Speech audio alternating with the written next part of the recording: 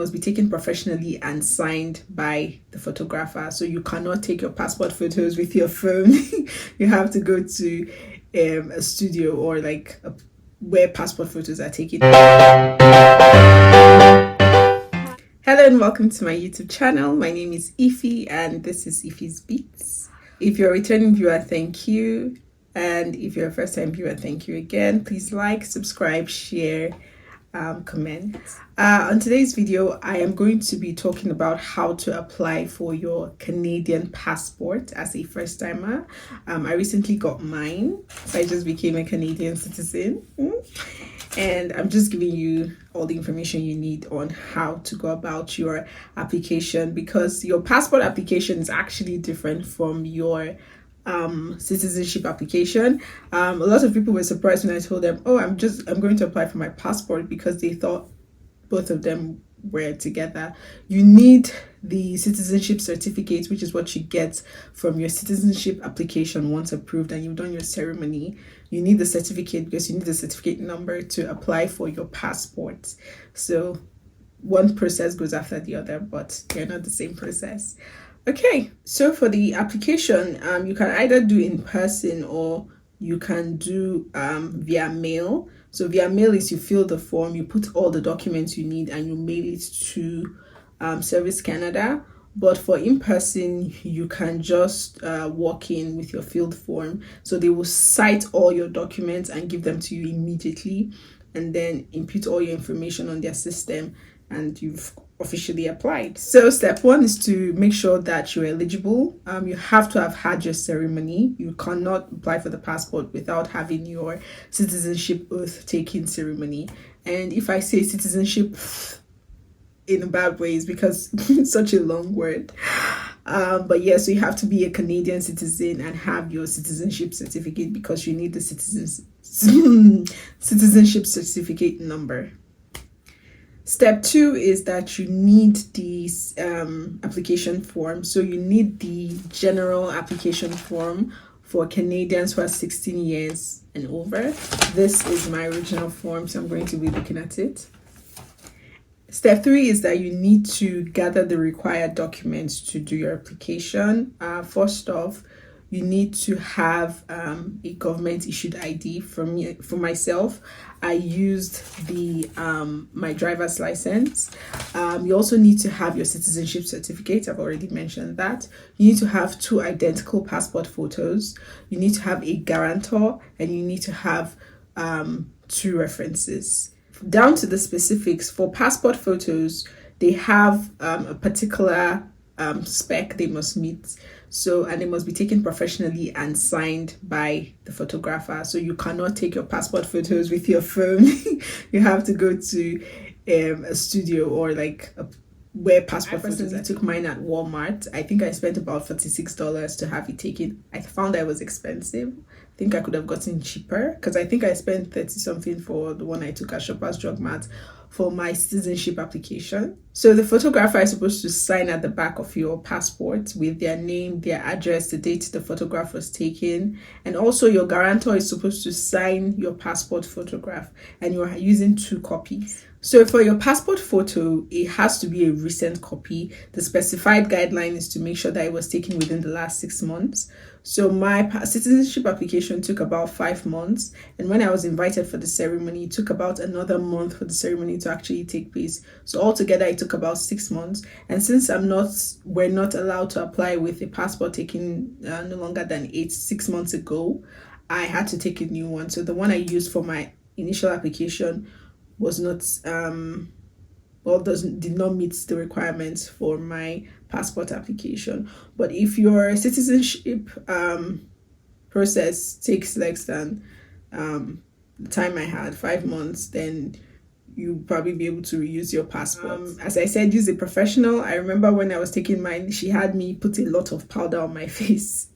She said my face was too shiny and they do not allow reflective pictures. So yeah. Step 5 is your guarantor and references. So for your guarantor, they have to be a Canadian citizen. Yes. And they have to have a valid Canadian passport, and they have to have known you for at least 2 years. So they will sign your application form.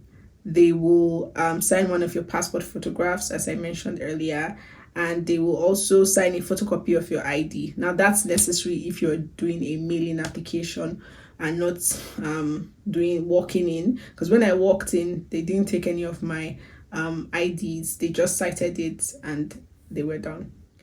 For your references, it cannot be family members. They must have also known you for at least 2 years, and they don't need to have passports. So references can be PR, they can be anyone. It doesn't have to be a citizen. That's the easy part for references. And references do not need to sign anything. So the reference part is on the last page, section 8 of the document of the application form, and I just had my friend send me their details via text, and I inserted it because they did not have to sign my form. So step 6 is basically you completing the form.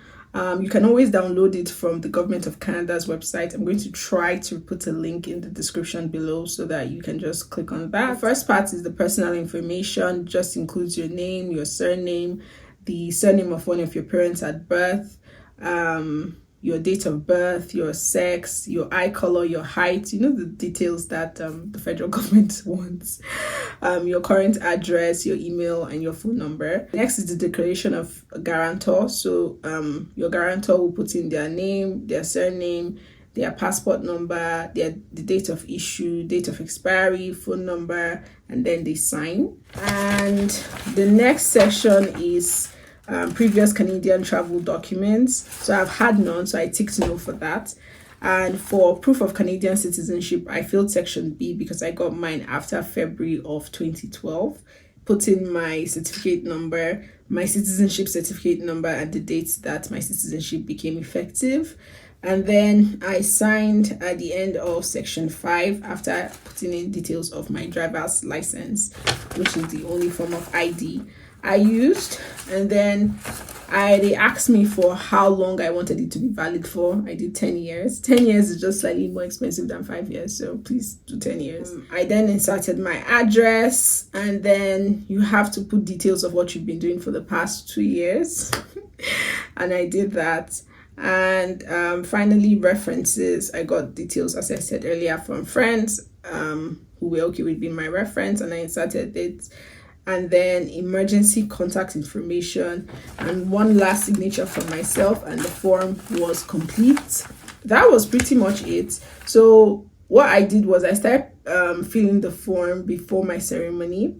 I filled it on my computer, and then once my ceremony was done, I inserted my citizenship certificate number on the form. I then printed it out and then took it to my guarantor to sign the form, sign my passport photograph, and that was pretty much it. As I've mentioned in another video, you have, after your in-person oath ceremony, you have about 2 days before you can apply for your passport.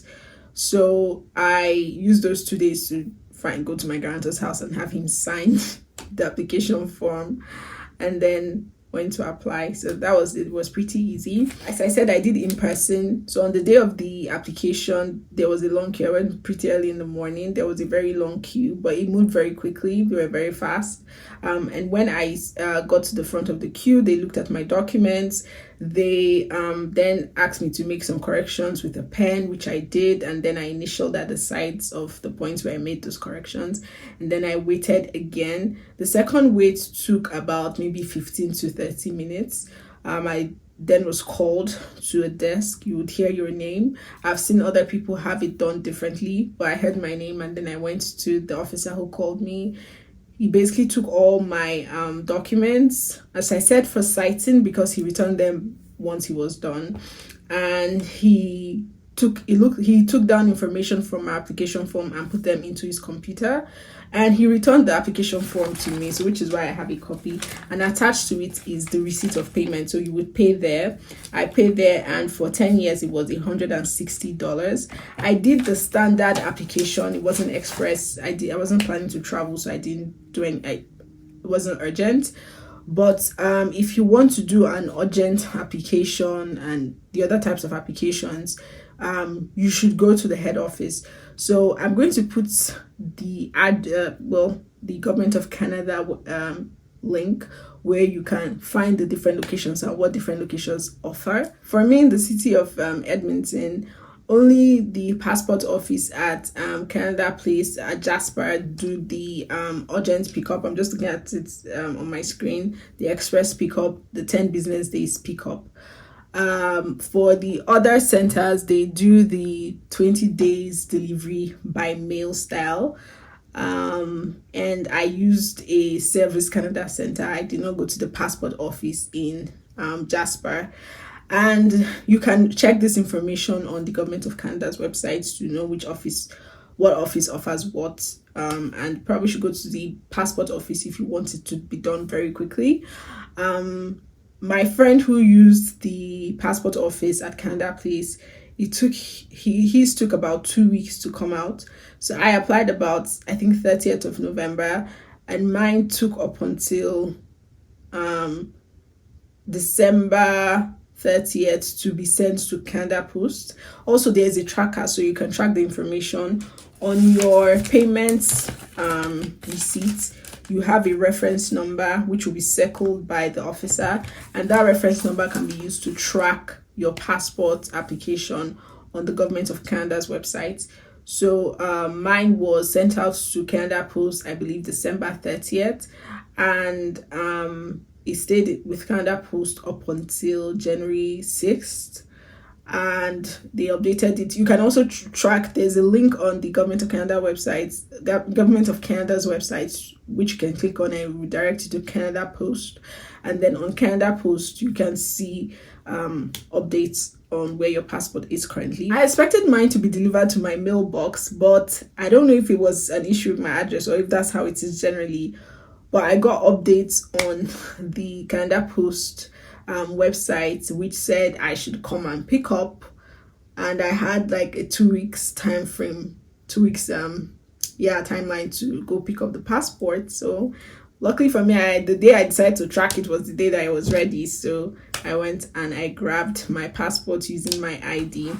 And then when you get the passport, it also comes with this leaflet giving you information on what you should do, because this is different from Nigerian passport because you have to sign it and you have to fill in your emergency contact information in pencil so that I guess in case it's ever lost. But yeah, so I got these two in my package, and that's pretty much it. It was a fast process.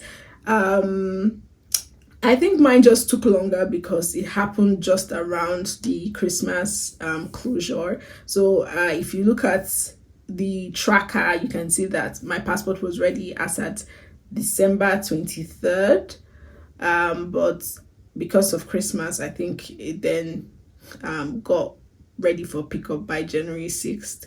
And also, when I was at Service Canada, the branch I went to, they mentioned multiple times that if you needed to travel with your passport urgently, you should go to the passport office at Canada Place. So I was aware. They gave us a good date, and to be honest, they told us January 7th. It was January 6th that I saw that it was ready on Canada Post website.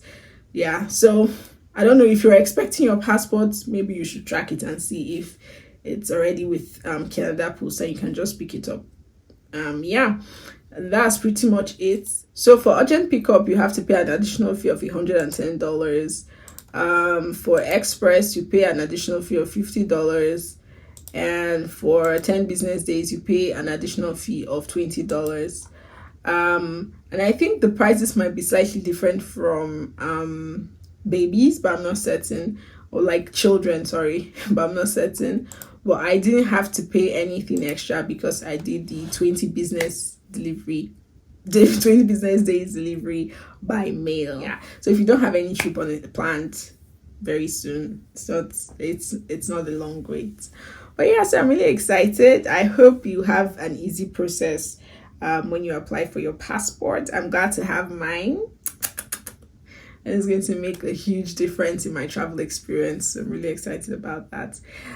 Thank you for watching this video. Please like, subscribe, share, comment, engage in all the ways possible. And see you on my next video. Bye.